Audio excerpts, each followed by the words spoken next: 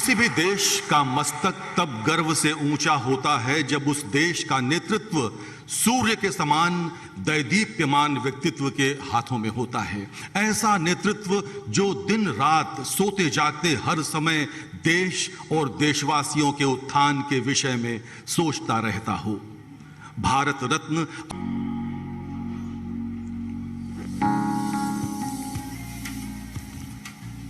उत्तर प्रदेश के यशस्वी मुख्यमंत्री श्रीमान योगी आदित्यनाथ जी,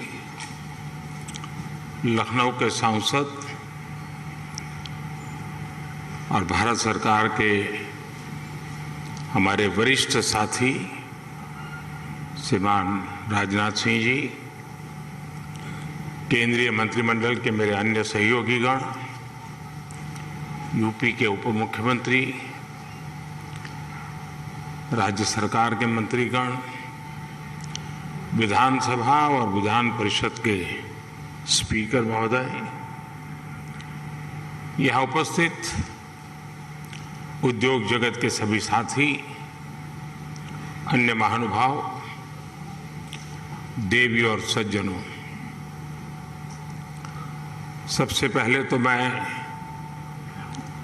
उत्तर प्रदेश के सांसद के नाते, काशी के सांसद के नाते निवेशकों का स्वागत करता हूं और निवेशकों का मैं इसलिए धन्यवाद करता हूं कि उन्होंने उत्तर प्रदेश की युवा शक्ति पे भरोसा किया है। उत्तर प्रदेश की युवा शक्ति में वो सामर्थ्य है कि आपके सपनों और संकल्पों को नई उड़ान, नई ऊंचाई देने का सामर्थ्य उत्तर प्रदेश के नौजवानों में है। और आप जिस संकल्प को लेकर के आए हैं, उत्तर प्रदेश के नौजवानों का परिश्रम, उनका पुरुषार्थ, उनका सामर्थ्य, उनकी समझ, उनका समर्पण आपके सभी सपने संकल्पों को सिद्ध करके रहेगा, ये मैं आपको विश्वास दिलाता हूं। काशी का सांसद हूं तो एक सांसद के नाते मैं ये लोभ छोड़ नहीं सकता हूं, मोह छोड़ नहीं सकता हूं। तो मैं इतना तो चाहूंगा कि आप लोग बहुत व्यस्त होते हैं, लेकिन कभी समय निकाल करके मेरी काशी देख के आइए। काशी बहुत बदली,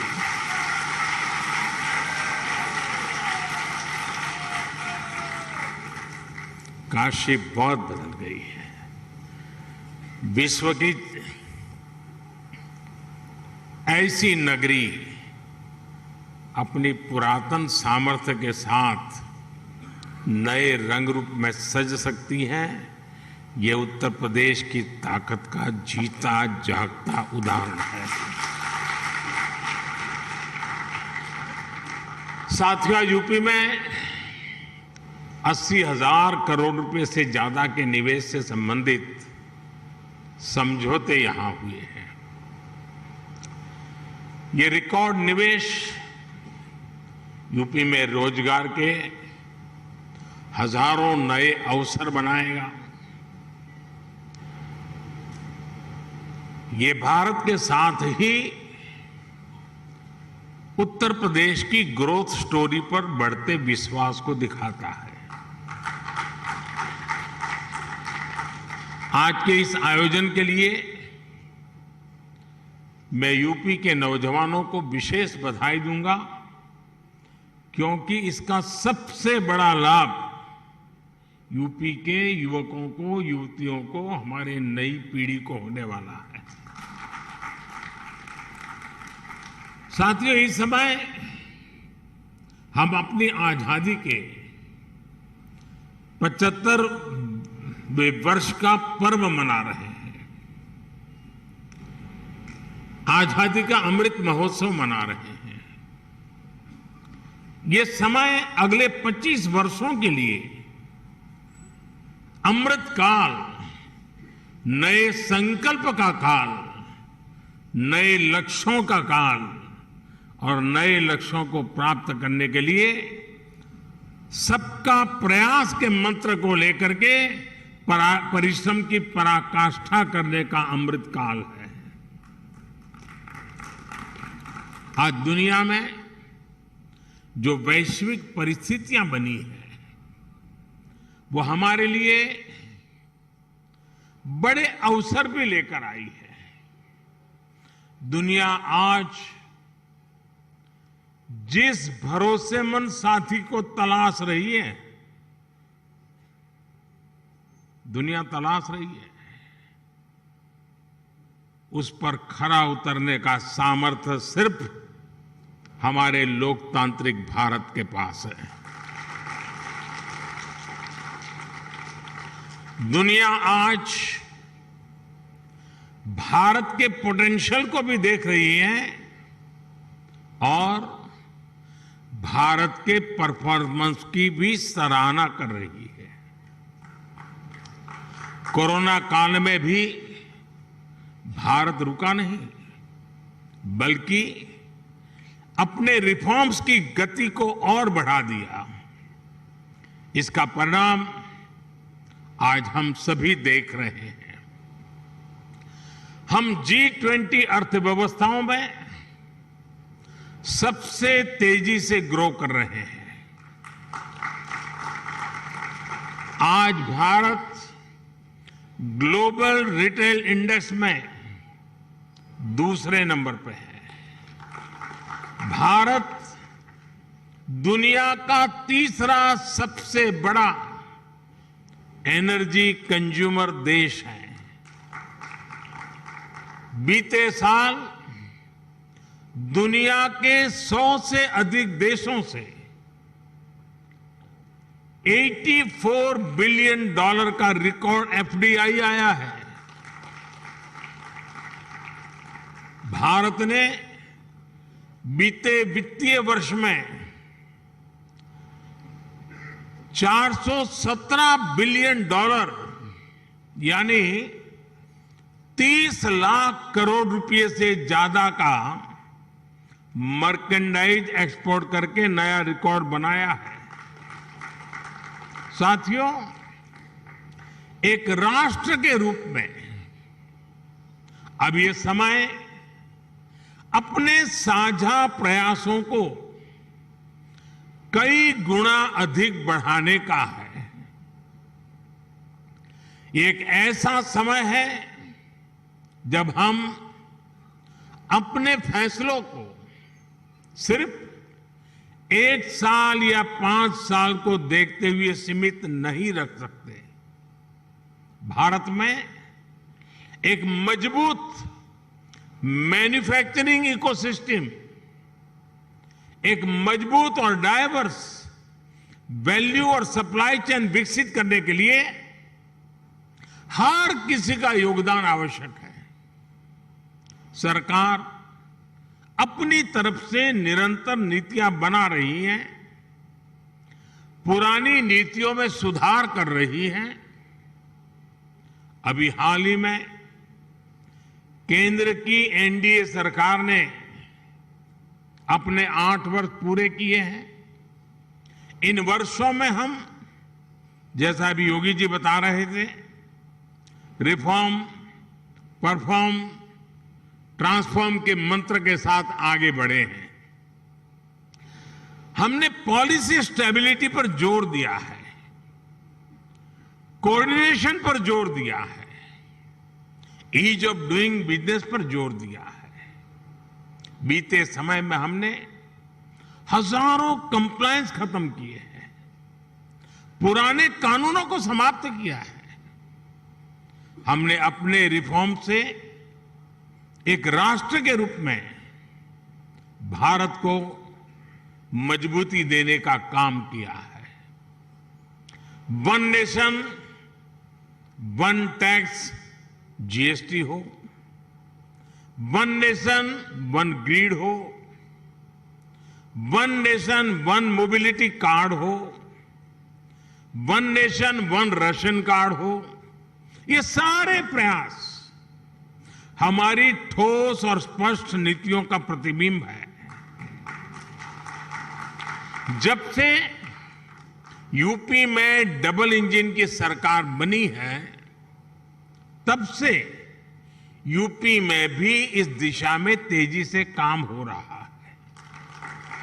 विशेषकर यूपी में जिस प्रकार कानून व्यवस्था की स्थिति सुधरी है, उससे व्यापारियों का भरोसा लौटा है, बिजनेस के लिए सही माहौल बना है। बीते वर्षों में यहां की प्रशासनिक क्षमता और गवर्नेंस में भी सुधार आया है। इसलिए आज जनता का विश्वास योगी जी की सरकार पर है और जैसे उद्योग जगत के साथी अपने अनुभव के आधार पर अभी उत्तर प्रदेश की सराहना कर रहे थे, मैं सांसद के नाते अपने अनुभव बताता हूं। कभी हमने कोई उत्तर प्रदेश के एडमिनिस्ट्रेशन से निकट से नहीं देखा था। कभी मुख्यमंत्रियों की मीटिंगों में लोग आया करते थे तो वहां के एजेंडा कुछ अलग होते थे,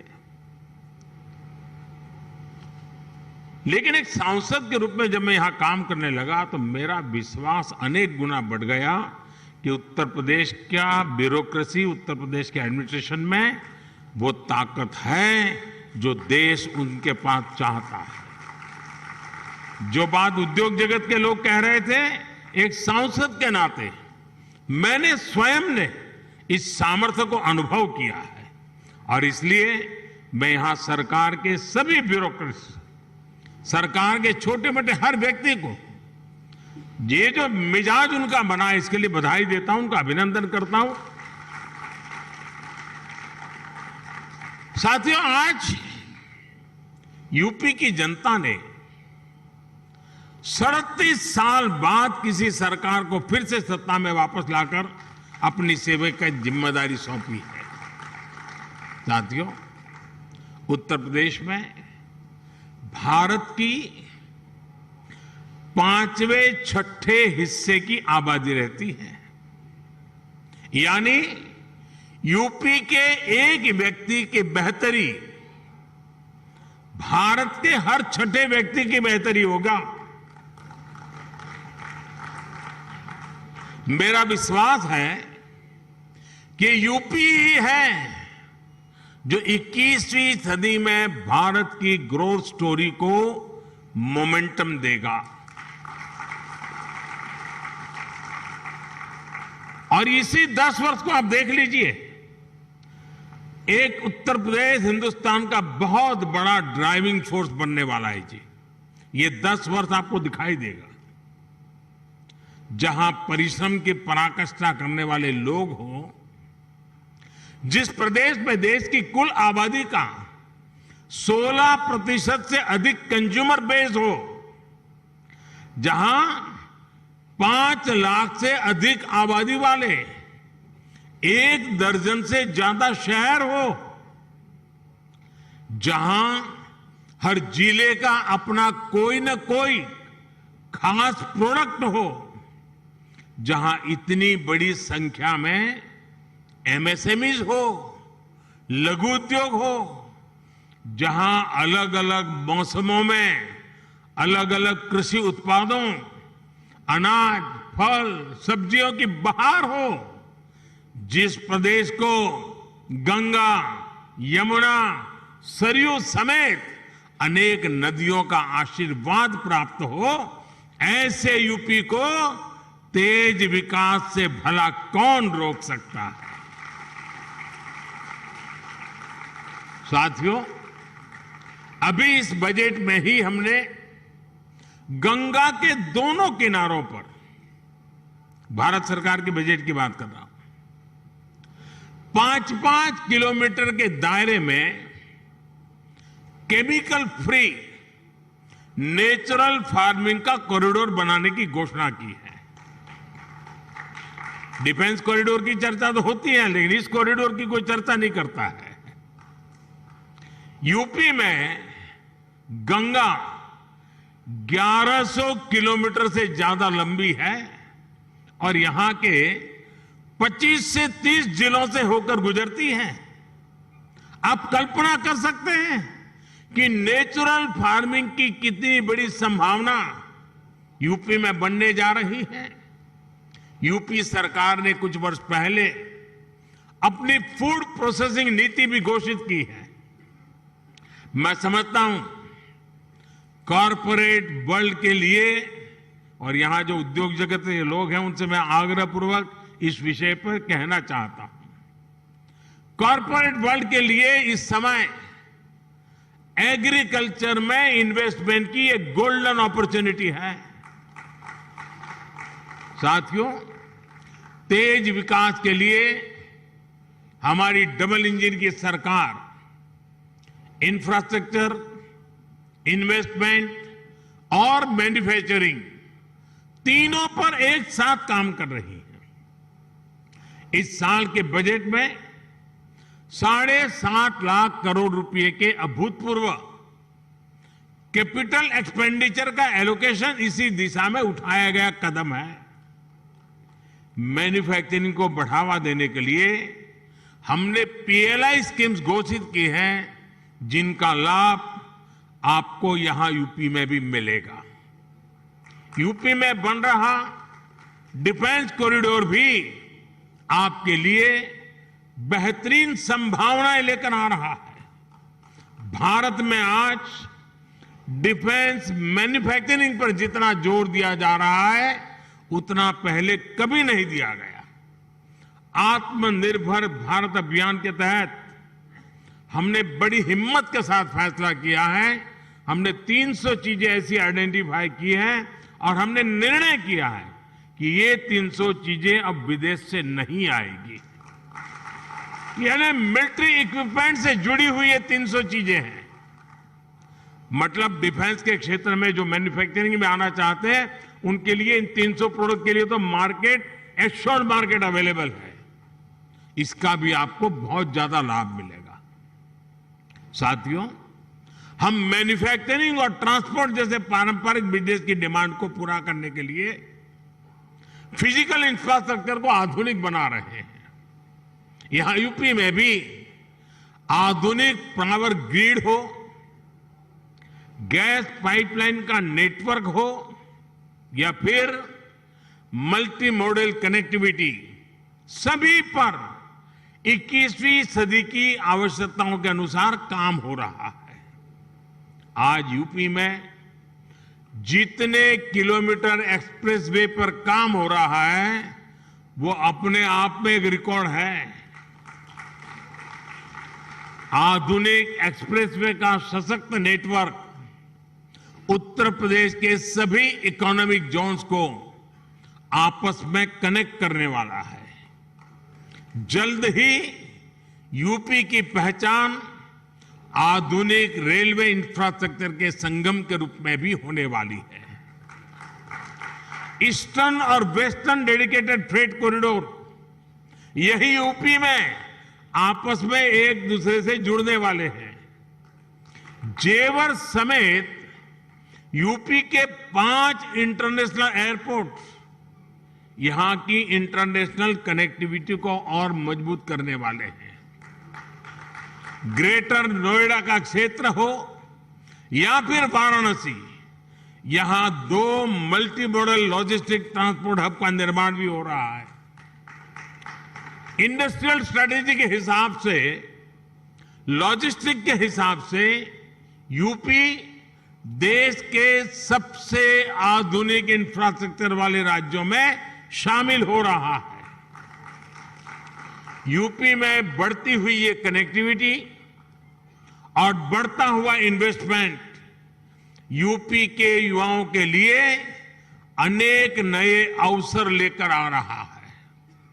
साथियों, आधुनिक इंफ्रास्ट्रक्चर के निर्माण में गति आए, इसके लिए हमारी सरकार ने पीएम गति शक्ति नेशनल मास्टर प्लान बनाया है। एक केंद्र सरकार, राज्य सरकार, अलग अलग विभाग अलग अलग एजेंसियां, इतना ही नहीं, स्थानीय स्वराज की संस्थाओं तक को, सभी को एक साथ जोड़ना, उसी प्रकार से प्राइवेट सेक्टर, बिजनेस से जुड़े संस्थानों को एक प्लेटफॉर्म पर लाने का काम ये पीएम गति शक्ति योजना के द्वारा हो रहा है। इस प्लेटफॉर्म के माध्यम से किसी भी प्रोजेक्ट से जुड़े हर स्टेक होल्डर को रियल टाइम जानकारी मिलेगी, अपने अपने हिस्से का काम उसे कब तक पूरा करना है उसकी प्लानिंग वो समय पर कर पाएगा। बीते 8 साल में प्रोजेक्ट्स को समय पर पूरा करने का जो नया कल्चर देश में विकसित हुआ है, उनको ये नए आयाम देगा। साथियों, बीते वर्षों में भारत ने जिस तेजी से काम किया है, उसका एक उदाहरण हमारी डिजिटल क्रांति है। 2014 में हमारे देश में सिर्फ 6.5 करोड़ ब्रॉडबैंड सब्सक्राइबर थे। आज इनकी संख्या 78 करोड़ से ज्यादा हो चुकी है। 2014 में 1 जीबी डेटा करीब करीब 200 रुपये का पड़ता था। आज इसकी कीमत घटकर 11-12 रुपये हो गई है। भारत दुनिया के उन देशों में है जहां इतना सस्ता डेटा है। 2014 में देश में 11 लाख किलोमीटर का ऑप्टिकल फाइबर था। अब देश में बिछाए गए ऑप्टिकल फाइबर की लंबाई 28 लाख किलोमीटर के पार कर चुकी है। 2014 में देश में 100 से भी कम, यानी 100 भी नहीं, 100 से भी कम ग्राम पंचायतों में ऑप्टिकल फाइबर पहुंचा था। आज ऑप्टिकल फाइबर से जुड़ी ग्राम पंचायतों की संख्या भी 2.25 लाख को पार कर गई है। 2014 में देश में 90,000 के आसपास ही कॉमन सर्विस सेंटर्स थे। आज देश में कॉमन सर्विस सेंटर्स की संख्या भी 4 लाख से ज्यादा हो गई है। आज दुनिया के डिजिटल ट्रांजैक्शन का करीब करीब 40% भारत में हो रहा है। दुनिया का 40%। किसी भी हिंदुस्तानी को गर्व होगा। जिस भारत को लोग अनपढ़ बताते हैं, वो भारत ये कमाल कर रहा है। हमने बीते 8 वर्षों में डिजिटल क्रांति के लिए जिस फाउंडेशन को मजबूत किया, उसी का नतीजा है कि आज अलग अलग सेक्टर्स के लिए इतनी संभावनाएं बन रही है। इसका बहुत बड़ा लाभ हमारे युवाओं को मिला है। 2014 से पहले हमारे यहां कुछ 100 स्टार्टअप ही थे, लेकिन आज देश में रजिस्टर्ड स्टार्टअप की संख्या भी 70,000 के आसपास पहुंच रही है। अभी हाल ही में भारत ने 100 यूनिकॉर्न का रिकॉर्ड भी बनाया है। हमारी नई इकोनॉमी की डिमांड को पूरा करने के लिए डिजिटल इंफ्रास्ट्रक्चर की मजबूती का बहुत लाभ आप लोगों को मिलने वाला है। साथियों, मैं आपको आश्वस्त करता हूं कि यूपी के विकास के लिए, आत्मनिर्भर भारत के निर्माण के लिए जिस भी सेक्टर में जो भी रिफॉर्म आवश्यक होंगे, वो रिफॉर्म निरंतर किए जाते रहेंगे। हम नीति से भी विकास के साथ हैं, निर्णयों से भी विकास के साथ है, नियत से भी विकास के साथ है और स्वभाव से भी विकास के साथ है। हम सब आपके हर प्रयास में आपके साथ होंगे और हर कदम पर आपका साथ देंगे। आप पूरे उत्साह से उत्तर प्रदेश की विकास यात्रा में शामिल हो। उत्तर प्रदेश के भविष्य का निर्माण आपके भविष्य को भी उज्जवल बनाएगा। ये विन विन सिचुएशन है। ये निवेश सभी के लिए शुभ हो, सभी को लाभ देने वाला हो। इसी कामना के साथ इति शुभम कहते हुए आप सभी को बहुत बहुत शुभकामनाएं। धन्यवाद।